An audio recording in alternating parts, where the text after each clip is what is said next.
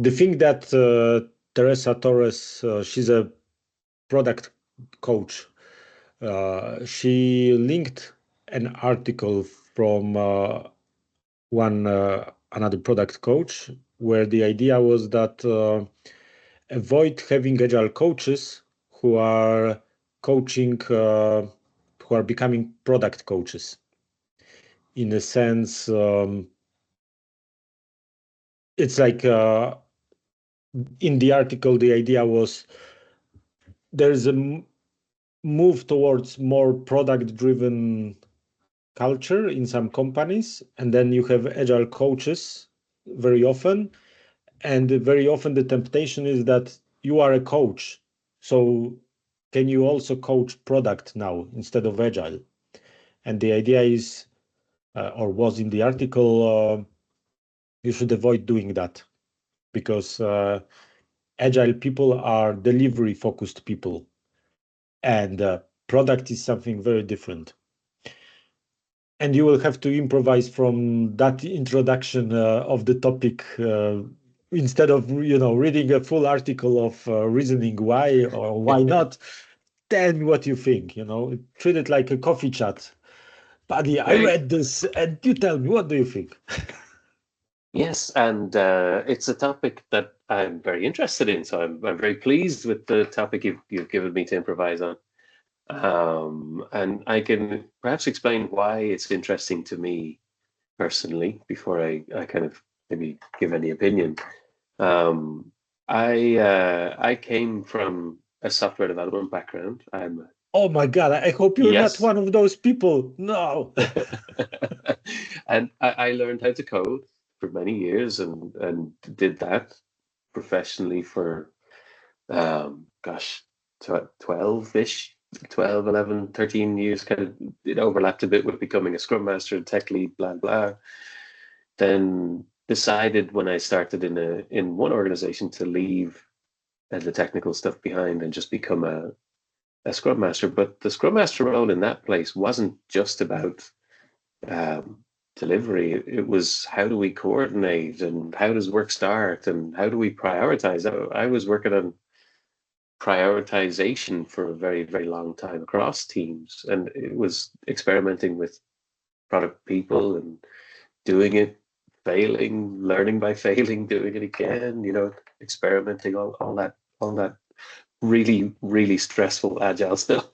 And yeah, like I also went on a recent journey with coaching.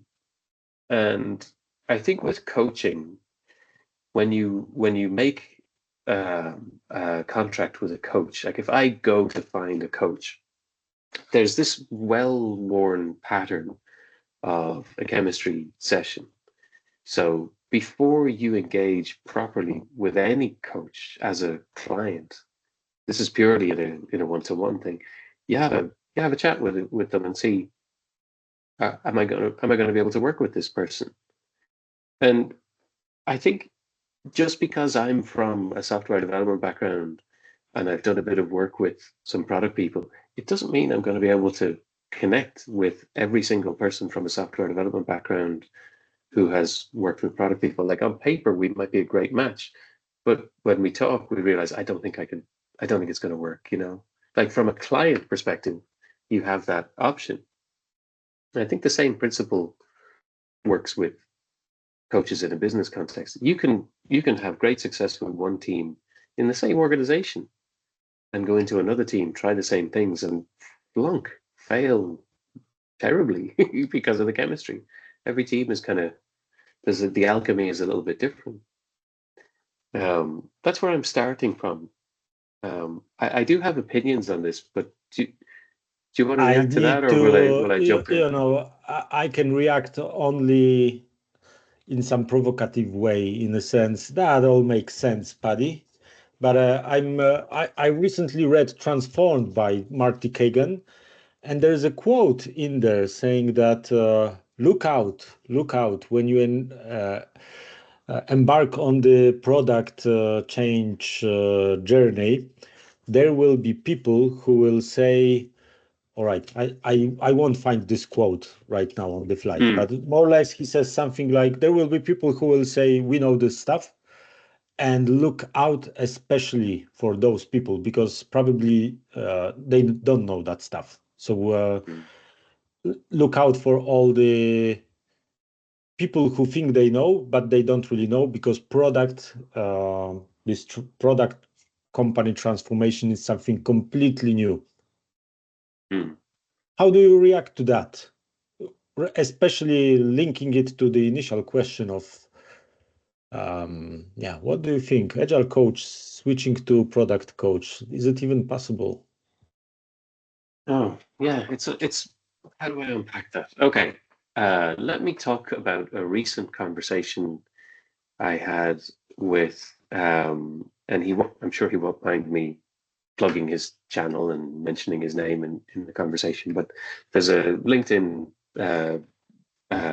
page slash, I think they're a company, talking roadmaps.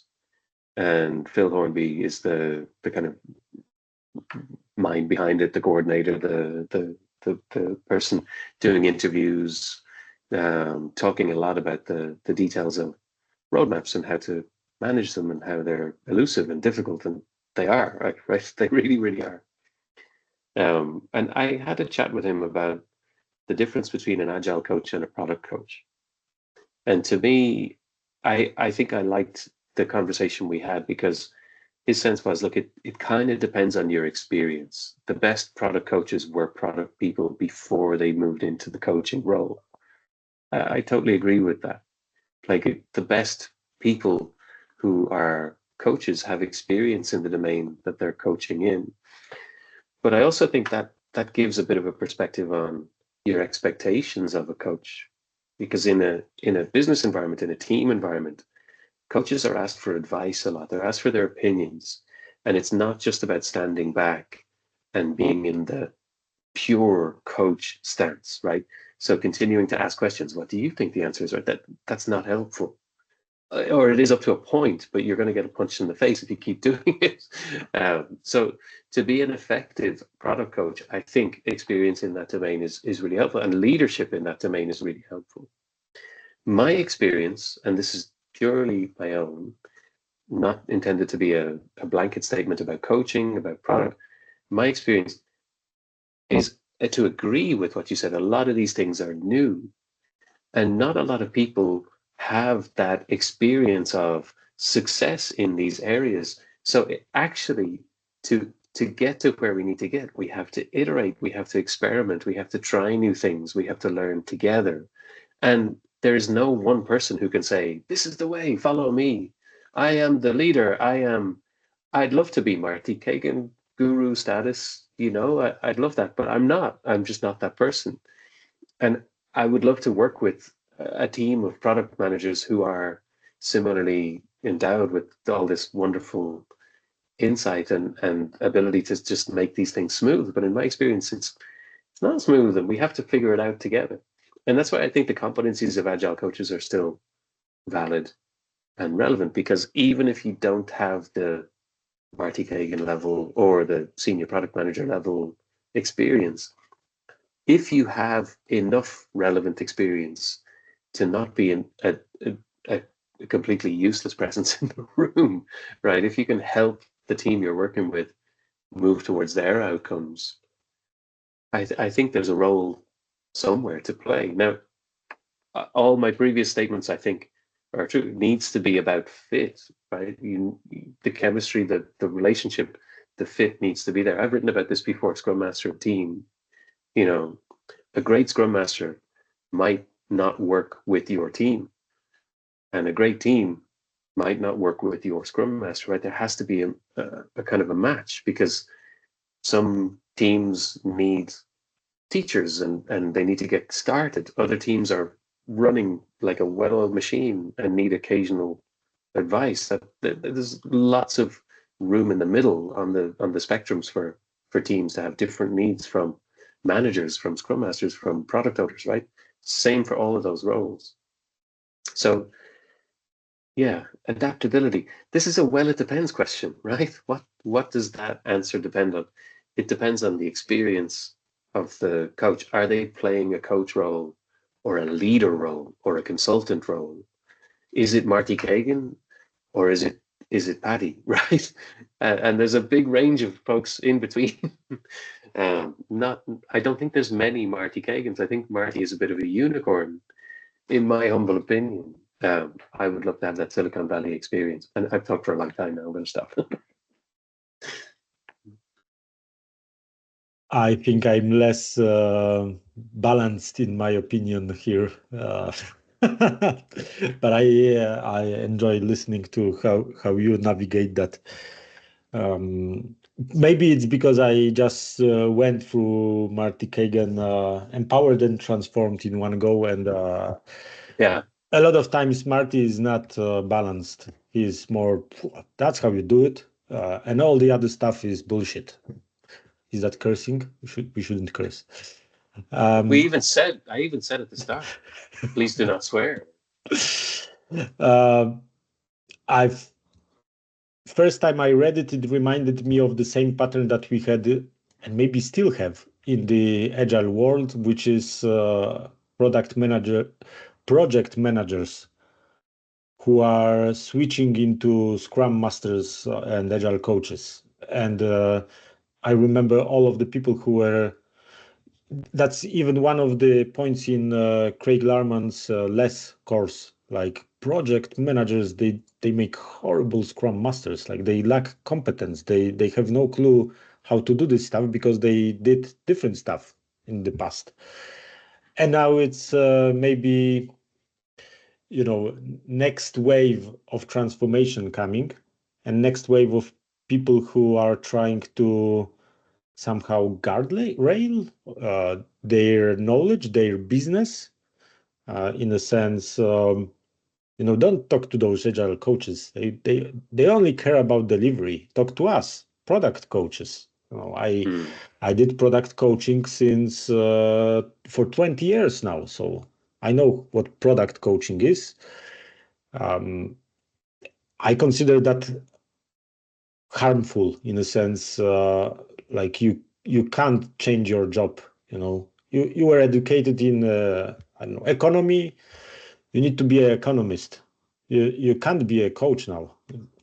So sorry, if you go back to the inner game of work, that's one of the first books ever written about coaching. Originally, they were ski instructors who coached tennis players, and that's kind of how coaching as a discipline, separate from the practice of whatever the skill you're coaching, became distinct. You were able to separate the coach from the activity. And I think there's transferable skills as a coach, but my experience also as an agile coach. So I'll tell you about one experiment I did when I was doing coach training. I sent an open invitation to everyone in the company I worked for, something called a power hour, right? So I said, here's what I think agile coaching is. Here's what coaching is. I'm going to use coaching in these conversations. Come talk to me if you want to have a coaching experiment. Try it and see what you think. I will say about 4 out of 5 people wanted advice. 4 out of 5. So they said, okay, let's use the coaching part to discover what it is we want to talk about. Let's use the coaching part at the end of the conversation to discover if we were getting good value out of our time together. But in the middle of the conversation, I want you to tell me about story points. What the f***? I've cursed again there, right? So, it was like, I need you to be a coach because that helps discover and helps close our time together. But I don't want you to stay there. I'm here to ask for your advice. How do I become a more senior product owner in this organization? How do I develop on the architecture path? These are the kinds of questions people ask, and you can't stay in a coaching stance. Your ability to be successful in that conversation depends on your experience or your ability to help people find, the resources that they maybe don't have right away. Coaching is different. Coaching, you assume the person you're talking to has all the resources they need. You're not there to fix anybody. You're not there to be a helper. You're there to be a part Yeah. You know, and it's discovering together. So I think there's a perspective here from Marty. Of course, he's got a very clear perspective. I haven't read Transformed yet, but I've read all his books are single words. Right? I remember the previous one was a lot about discovery. It was excellent, really, really good. But he had strong Inspired, empowered, transformed. Inspired. That's what. And he had strong views about agile coaches there too. But I think he's thinking about. I've heard other agile people too talking about. I think it was Martin Fowler, the agile industrial complex, and that representation of, oh, here comes big consulting companies, telling us about we have all the answers, and we will help make you more agile. But really, are they? Like, when sometimes when those guys come in, are they really trying to help, or are they trying to stick around? And to me, there's a difference between the noble sort of agile coach who's been in a company for a while, trying to just make themselves useful and develop in the role and make a career out of this that has longevity and based on relationships and experience, right? There's a profession there, and then there's the big consulting companies that can affect people's perception of the whole profession. And I don't mean to tar all consulting companies there, right? I'm trying to interpret, I think, Marty's perspective. Ooh, I think I think I will answer or comment on the post from Teresa with my points, because somehow I see it a bit like a harmful exercise, especially for people who are already in the company. And I've never seen a transformation in a sense.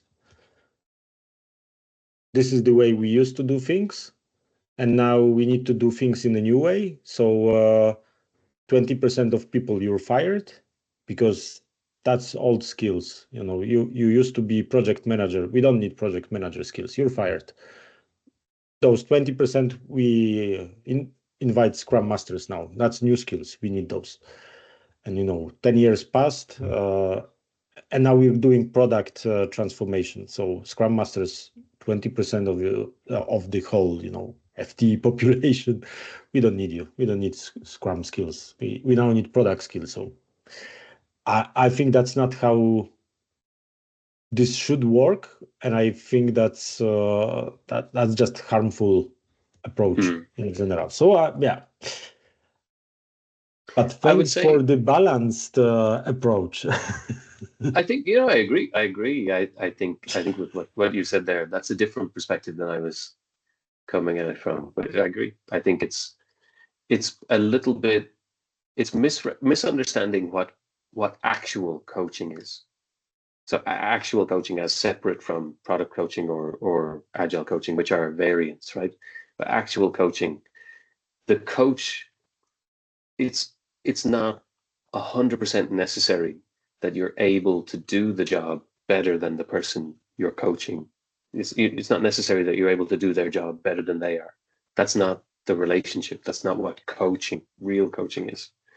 So to say no agile coach can talk to a product person, very odd viewpoint, I think. And yeah, harmful probably. Yeah.